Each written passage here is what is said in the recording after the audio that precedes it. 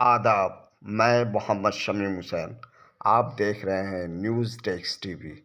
आइए देखते हैं यूपी से एक खबर एसआईआर पर। इस वक्त स्पेशल इंटेंसिव रिवीजन पूरे हिंदुस्तान में नहीं बल्कि हिंदुस्तान के 12 मुख्तलिफ रियासतों में हो रहे हैं, जिसमें बंगाल भी शामिल है।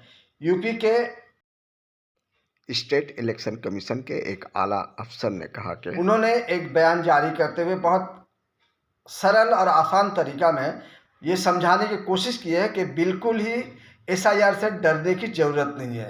आपके पास जो जानकारी है आप वो लिख दीजिए। अगर कोई बात होती है तो आपको नोटिस भेजा जाएगा, फिर आपसे बात की जाएगी और जो गलती होगी उसे सुधार लिया जाएगा। तो आइए हम सुनते हैं कि यूपी के इलेक्शन कमीशन के जो उन्होंने इस बारे में क्या कुछ कहा। वो है ये जो गणना फॉर्म है, इसमें मैंने कहा कि पहला जो ऊपर के हैं ये आज की तारीख में वोटर का क्या इन्फॉर्मेशन है, डेट ऑफ बर्थ, मोबाइल, आधार, पिता माता का नाम, पति पत्नी का नाम और फोटो। और उसका जो सेकंड हाफ है नीचे वाला, उसमें से 2 कॉलम बने हैं, लेफ्ट में और राइट में। ये 2003 की वोटर लिस्ट में उसकी जो डिटेल्स लिस्ट में है वो भरनी है, लेफ्ट वाले ने। ये अगर भर दी तो राइट की ज़रूरत ही नहीं है, तो काम पूरा हो गया। ऐसे वोटर को कोई भी नोटिस नहीं जाएगा। युवा वोटर जिनका 2003 में नाम नहीं था, वही लेफ्ट वाला नहीं भर पाएंगे और राइट वाला भर सकते हैं। किसका भर सकते हैं? या तो माता का नाम हो या पिता का नाम हो या ग्रैंडफादर या ग्रैंड मदर, उसमें दादा दादी, नाना नानी, ये 6 रिश्ते हैं जिनमें से किसी एक का अगर 2003 में, तो यहाँ भर सकते हैं और फिर साइन करके बीएलओ को दे दें। ये अगर नहीं मिल रहा ढूंढने पे भी, तो भी आप जो डिटेल है आपको वो भर के दे दें। तो इससे होगा ये कि आपको आपको जो ड्राफ्ट वोटर लिस्ट में आपका नाम कटेगा नहीं, वोटर लिस्ट में नाम आ जाएगा। जिनका डिटेल्स नहीं भरा उनको नोटिस जाएगा, बाद में भी भर सकते हैं। बाद में जब नोटिस आए तब भी दे सकते हैं। डिटेल नहीं है तो अपना एक डॉक्यूमेंट देंगे। फॉर्म वापस कलेक्ट करके 9 दिसंबर को हमारी ड्राफ्ट वोटर लिस्ट यूपी की प्रकाशित होगी। दूसरा चरण फिर 9 दिसंबर से शुरू होगा, जिसमें ऐसे लोगों को, ऐसे निर्वाचकों को जिनके फॉर्म तो आए लेकिन उनका 2003 की वोटर लिस्ट में नाम नहीं था, उनको एक नोटिस जाएगा। उनसे अपेक्षा की जाएगी कि अगर उनका 2003 की वोटर लिस्ट में नाम था तो वो डिटेल बताएं, या एक 13-14 डॉक्यूमेंट्स की एक लिस्ट है वो अवेलेबल कराई जाएगी, उनमें से कोई एक दस्तावेज दे दें।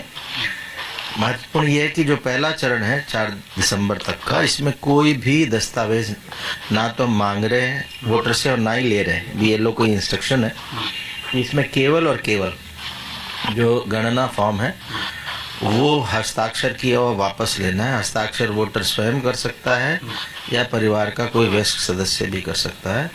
उसमें 3 चीज़ें मैंडेटरी हैं। एक अपना फोटोग्राफ लेटेस्ट वोटर का, और माता का नाम और पिता का नाम, ये 3 मैंडेटरी हैं। ये 3 के बाद हस्ताक्षर करके दे देंगे तो नाम आपका ड्राफ्ट वोटर लिस्ट में आ जाएगा। इसमें कुछ और सूचनाएं मांगी गई हैं जो वैकल्पिक हैं, जिसमें date of birth, mobile number, Aadhaar card और पिता का नाम, पिता का एपिक नंबर, माता का एपिक नंबर, पति या पत्नी का नाम, उनका एपिक नंबर। ये अगर अवेलेबल हैं तो भर दें, अगर नहीं है तो केवल माता पिता का नाम लिखें, अपना मोबाइल नंबर भर दें, जिससे कल को नोटिस वगैरह में भी और बाकी में सुविधा रहेगी, और फोटोग्राफ और साइन करके दे दें। इसमें एक चीज़ और भरनी चाहिए वोटर को, वो है ये जो गणना फॉर्म है, इसमें मैंने कहा कि पहला जो ऊपर के हैं ये आज की तारीख में वोटर का क्या इन्फॉर्मेशन है, डेट ऑफ बर्थ, मोबाइल, आधार, पिता माता का नाम, पति पत्नी का नाम और फोटो। और उसका जो सेकंड हाफ है नीचे वाला, उसमें से 2 कॉलम बने हैं, लेफ्ट में और राइट में। ये 2003 की वोटर लिस्ट में उसकी जो डिटेल्स लिस्ट में है वो भरनी है, लेफ्ट वाले ने। ये अगर भर दी तो राइट की ज़रूरत ही नहीं है, तो काम पूरा हो गया। ऐसे वोटर को कोई भी नोटिस नहीं जाएगा। युवा वोटर जिनका 2003 में नाम नहीं था, वही लेफ्ट वाला नहीं भर पाएंगे और राइट वाला भर सकते हैं। किसका भर सकते हैं? या तो माता का नाम हो या पिता का नाम हो या ग्रैंडफादर या ग्रैंड मदर, उसमें दादा दादी, नाना नानी, ये 6 रिश्ते हैं जिनमें से किसी एक का अगर 2003 में, तो यहाँ भर सकते हैं और फिर साइन करके बीएलओ को दे दें। ये अगर नहीं मिल रहा ढूंढने पे भी, तो भी आप जो डिटेल है आपको वो भर के दे दे।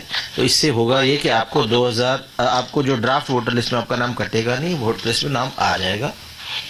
जिनका डिटेल्स नहीं भरा उनको नोटिस जाएगा, बाद में भी भर सकते हैं, बाद में जब नोटिस आए तब भी दे सकते हैं। डिटेल नहीं है तो अपना एक डॉक्यूमेंट देंगे। और ये प्रक्रिया 9 दिसंबर से नोटिस की शुरू होगी, 9 दिसंबर के बाद। और